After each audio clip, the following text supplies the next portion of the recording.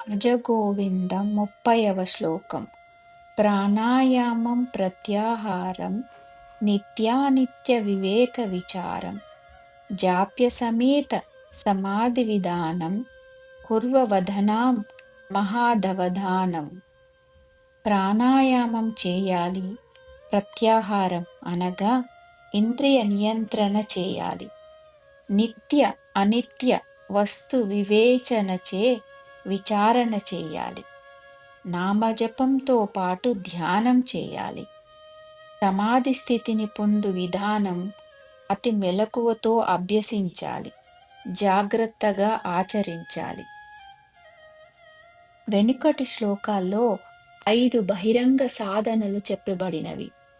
1 గీతా అధ్యయనము, 2వది పరమేశ్వరార్చన, 3వది సత్సంగము, 4వది దాతృత్వము అనగా దానశీలత, 5వది ధనకాంక్ష రాహిత్యము. ఈ శ్లోకంలో 5 అంతరంగ సాధనలు చెప్పబడినవి. 1 ప్రాణాయామం, 2వది ప్రత్యాహారం, 3వది నిత్యానిత్య వస్తు వివేక విచారము, 4వది జపము, 5వది సమాధి. ప్రాణాయామం అంటే కేవలం ఉచ్ఛ్వాస నిశ్వాసాలు గతి నియంత్రణమే కాదు, శరీరంలో చలన శక్తిని కలిగించు పంచవాయువుల సముదాయాన్ని ప్రాణమనవచ్చును. ఇవి ప్రాణ, అపాన, వ్యాన, సమాన, ఉదాన వాయువులు. వీటన్నింటినీ నియంత్రించి క్రమబద్ధముగా నడిపించడమే ప్రాణాయామం. ప్రత్యాహారం అంటే పంచజ్ఞానేంద్రియాలను అనగా శ్రోత్రం, చక్షుః, త్వక్, రసనం విషయాల నుండి అనగా శబ్ద రూప స్పర్శ రసగంధముల నుండి వెనుకకు లాక్కొని చిత్తంతో ఐక్యం చేయడం.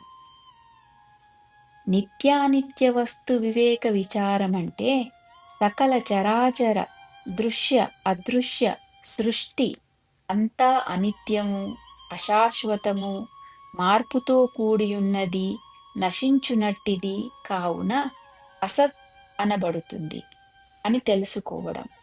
నాశనము లేనిది, శాశ్వతమైనది, మార్పు లేనిది అగు సత్ వస్తువును సత్ అంటారు. అది ఏ ఆత్మ. ఈ విచారం వేదాంత గ్రంథాధ్యయనం ద్వారా, సద్గురువు బోధల ద్వారా సాధ్యమవుతుంది. జపసహిత ధ్యానం అనగా ఒకే నామం గాని మంత్రం గాని నిరంతరం ఉచ్చరిస్తూ నామమూర్తిని అనగా మంత్రమూర్తిని చిత్తమందు నిలిపి ధ్యానం చేయాలి. సత్ అసత్ల విచక్షణ చేసి అసత్ వస్తువులను తిరస్కరించి కేవలం సత్ వస్తువుపైనే ధ్యానం కేంద్రీకరించాలి. సమాధి అనగా ఇంద్రియ మనోబుద్ధులు లయమైపోయి ఆలోచన లుబ్ధవించకుండా, సంకల్ప వికల్ప విక్షేపాలు తలెత్తకుండా చిత్తము ధ్యేయ వస్తువుపైననే లగ్నమై ఎట్టి బాహ్య విషయ స్పర్శలకు స్పందించకుండా కాల నిర్ణయము లేకుండా నిశ్చలముగా నుండగలుగు స్థితిని సమాధి అంటారు. ఇది జీవన్ముక్తికి ముందరి అవస్థ. ఈ ప్రక్రియలు, అభ్యాసాలు అవధానముతో మహదవధానం అనగా మిక్కిలి జాగరూకతతో చేయవలసినట్టివి అని జగద్గురువు చెప్పారు.